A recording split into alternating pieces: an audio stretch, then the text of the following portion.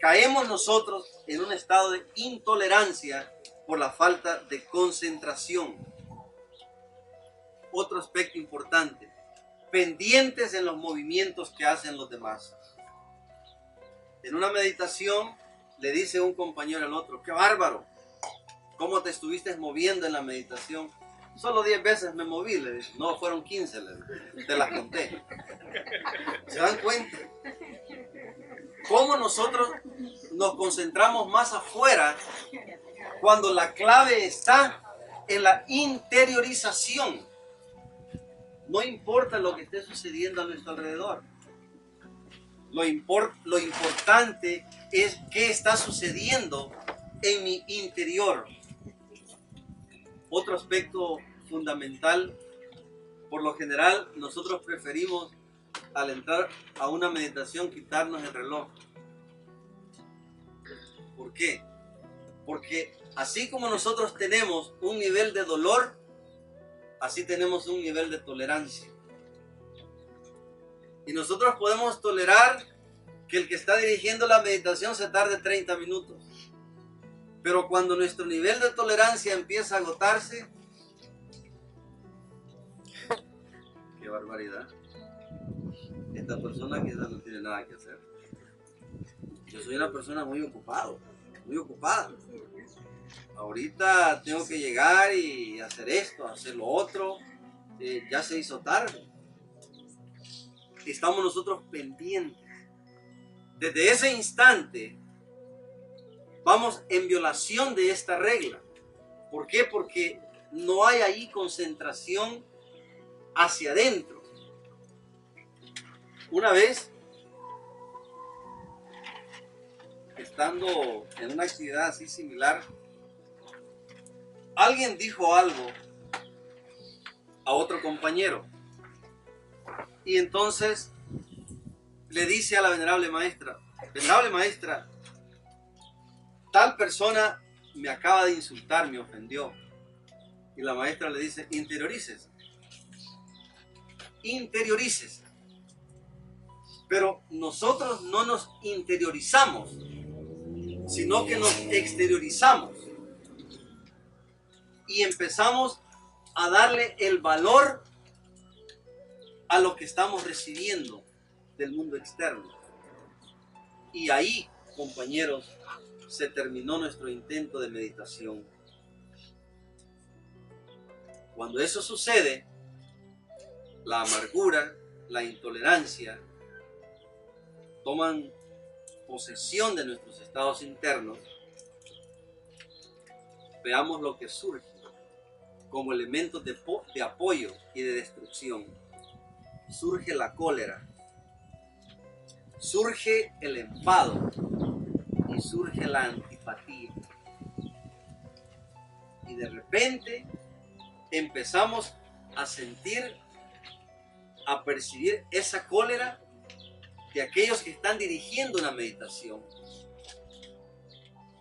Por eso es que es importante, compañeros, que para darle cumplimiento a esta regla, el cuerpo, nuestra mente, deben de estar en completa relajación para que surja ese proceso de concentración y podamos neutralizar estas energías que van a estar presentes en todo nuestro proceso. Desde el momento en que nosotros le damos el espacio a la cólera, al enfado, a la antipatía, nos tornamos estudiantes sumamente amargados. ¿Y saben qué es lo más terrible? Que esto nos va a llevar al pesimismo. Y el pesimismo, como todos los estados negativos, son contagiosos. De repente nosotros podemos transmitir nuestro estado interior a otro compañero. Oye, ¿tú crees que la vamos a hacer? ¿Tú crees que vamos a aprender? Y el otro le dice, pues mira, la verdad que yo no veo posibilidades. Eso es lo que no hay que permitir. Por eso es que en nuestra oración debemos de pedirle a la Madre Divina que siempre mantenga en nuestros corazones ese estado de ánimo. Vean ustedes hasta dónde llega el yo psicológico de cruel. El yo psicológico es tan cruel que le dice a la conciencia, ya no vayas a la institución porque esa persona te trata mal. Algo bien importante, compañeros, este proceso es un proceso individual. Esto no es por nadie. Esto es por nuestra conciencia. Esto es por nuestro ser.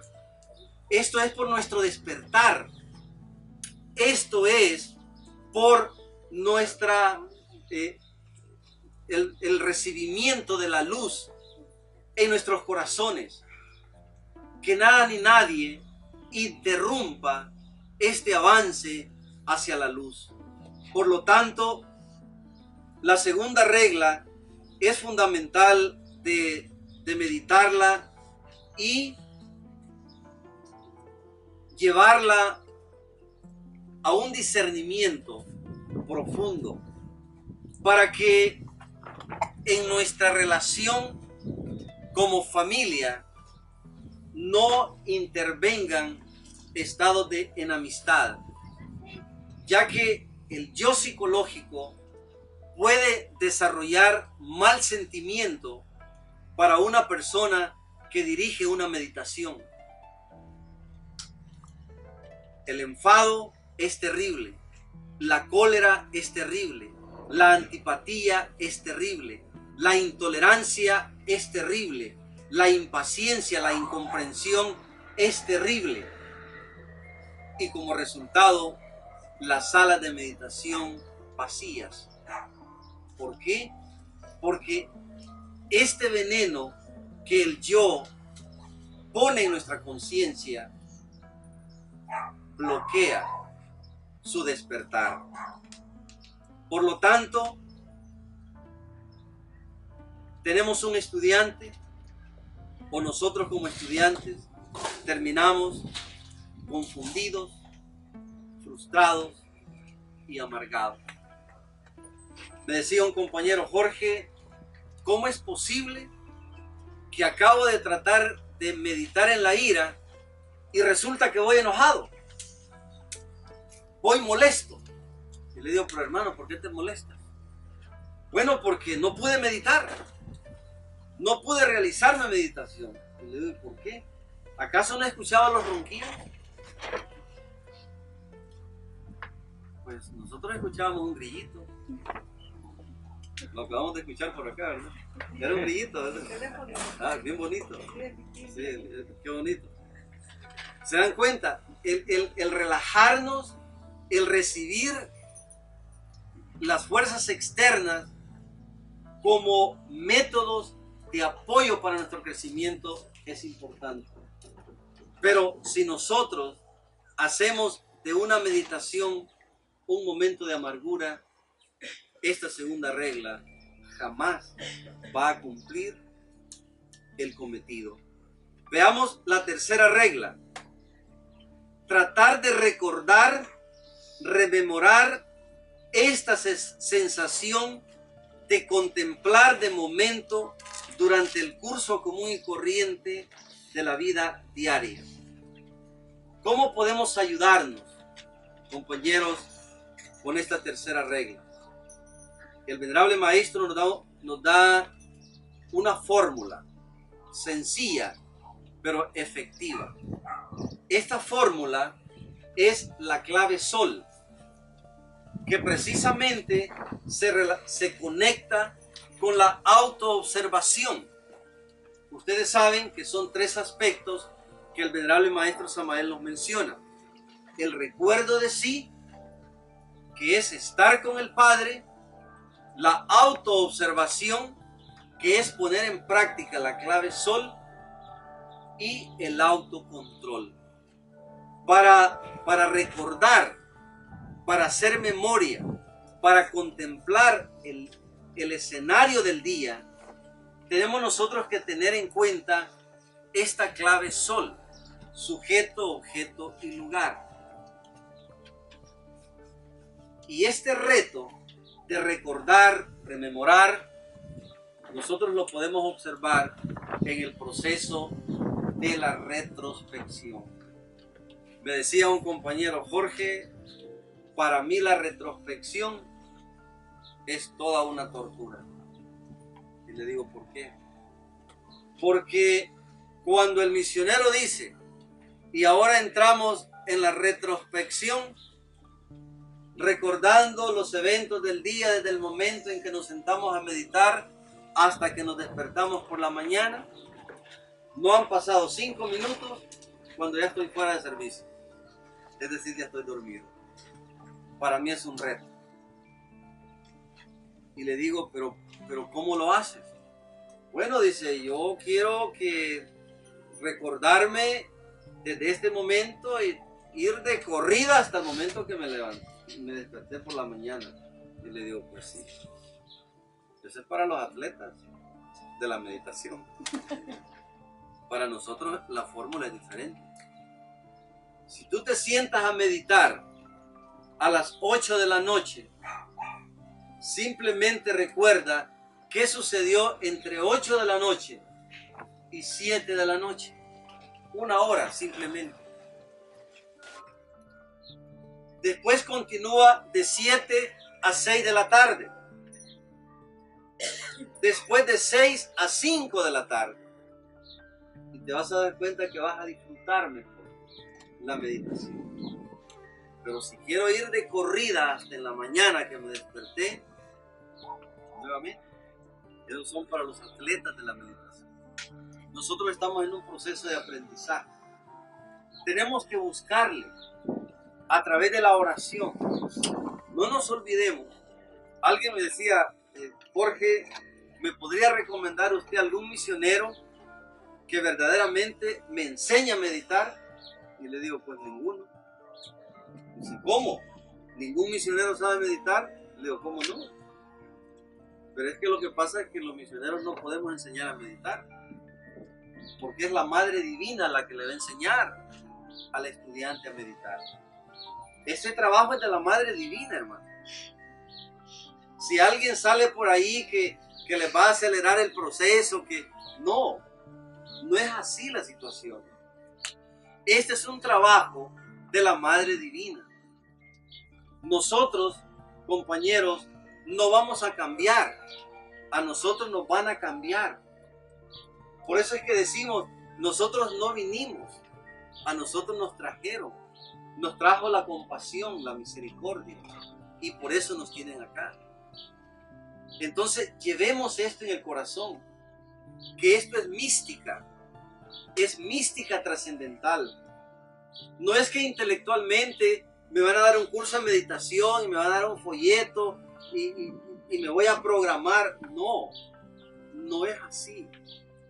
La fuerza de la voluntad va a ser fortalecida, o la voluntad va a ser fortalecida por la Madre Divina. Por eso es que el Maestro nos entrega la guía, los ejercicios, para que nuestra voluntad sea incrementada. No nos olvidemos, compañeros, que esto no es mental. Esto no es mental. Aquella persona que se mete en esto a pura mente, a puro intelecto, no va a poder incursionar en los grandes retos que este proceso tiene. Vivir el sujeto, vivir el objeto y vivir el lugar no es cuestión mental. No es cuestión de decir, bueno, ahorita estoy aquí hablando o estoy sentado. No, esto no es de pensar, porque meditar precisamente es no pensar. Y para no pensar, nosotros necesitamos un alto grado de concentración que solo la Madre Divina nos lo puede proveer. Dos elementos esenciales en esta regla, compañeros.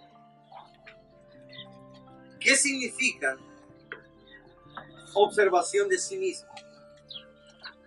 Observación de sí mismo, a más de estar con el ser, significa poner en actividad el porcentaje de conciencia que en averaje, nos dice el venerable maestro Samael, nosotros tenemos 3%. Hay que poner en actividad. Una vez le decíamos a la venerable maestra, ¿cómo quisiéramos tener un 100% de conciencia? Y ella nos responde de esta manera: antes de querer un 100% de conciencia, active su 3% en un 100%.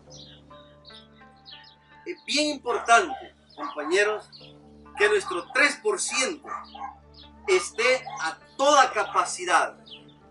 Cuando el 3% está funcionando en un 100%, surge el 3.1, el 3.2 y nos acerca al 4% de conciencia. Entonces es bien importante en esta regla poner en actividad el porcentaje de conciencia que por averaje, nos dice el venerable maestro Samael, ya tenemos. Cuarta regla: observar serenamente nuestra propia mente, poner atención plena en toda forma mental que haga su aparición en la pantalla del intelecto. Esta regla tiene un punto de apoyo. Para cumplir esta cuarta regla, debemos de echar mano a un poder indispensable, conocido como el poder de la paciencia. Hay poderes fundamentales. Bien interesante, en cierta ocasión me decía una persona: Jorge, he venido a la Gnosis porque quiero desarrollar mis poderes. ¿Y como cuáles? Le decíamos nosotros. Bueno, la clarividencia. Y le digo, pues estoy en el lugar equivocado. Dice, ¿cómo? Pues sí. Porque aquí los poderes que desarrollamos son los poderes fundamentales. Y la paciencia es uno de ellos. A veces nosotros queremos construir de arriba para abajo. Y no es así el asunto. Hay que construir de abajo para arriba. Y la paciencia es fundamental para la cuarta regla de la meditación. La Biblia hebrea nos hace esa referencia. En paciencia llegaréis a poseer vuestras almas. ¿Y cuál es la realidad de nuestras vidas? Que por lo general somos impacientes. No sabemos esperar. Y como no sabemos esperar, nos perdemos la gran oportunidad de aprender. El estudiante gnóstico debemos de invocar el poder de la paciencia. ¿Por qué invocarlo? Porque como estado no lo tenemos.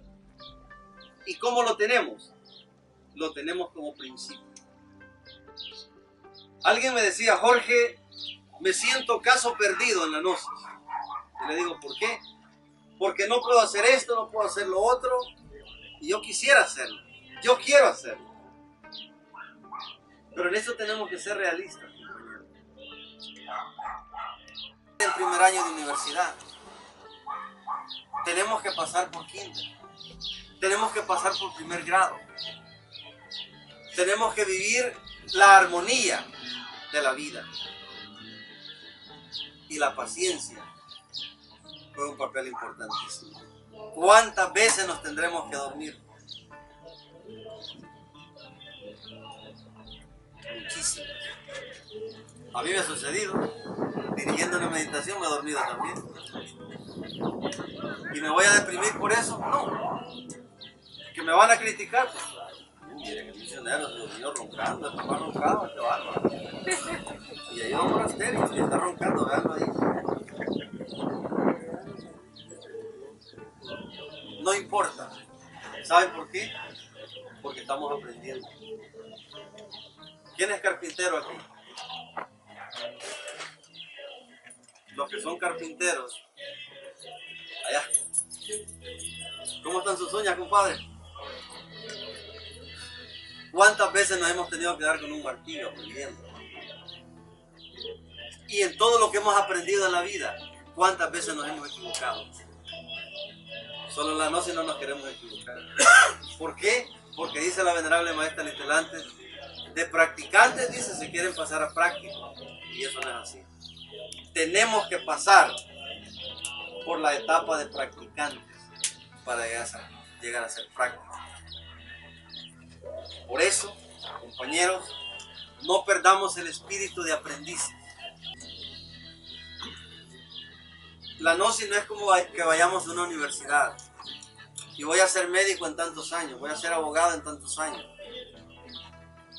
La gnosis no es del tiempo. La gnosis es del momento práctico.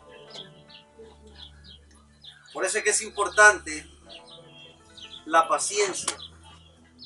La paciencia, aunque no la tengamos como estado, la podemos llamar a nuestro corazón. Y se vale, compañeros, imitar actos de paciencia. Aunque no lo tengamos como estado, imitemos un acto de paciencia.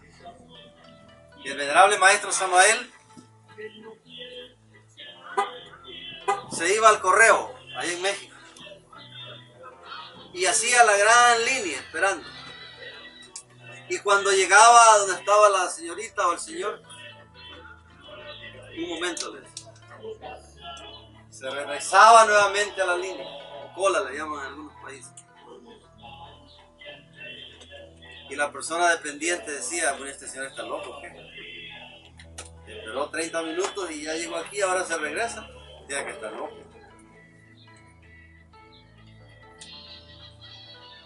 Nosotros estamos viviendo, estimada familia gnóstica, un mundo de velocidad. Una oración rapidito en la mañana, antes del trabajo, una oración rápido porque ya me voy. Un pranayama rapidito porque se me hace tarde. Y en la tarde, rapidito porque ya es noche, tengo que descansar. Y todo rapidito. ¿Y sabe cuál es nuestra cruda realidad? Que el tiempo va pasando. El tiempo va pasando. Dice la palabra, y el fantasma del tiempo se ha desvanecido. ¿Cuál es la cruda realidad en nosotros los seres humanos? Que el fantasma del tiempo no se desvanece.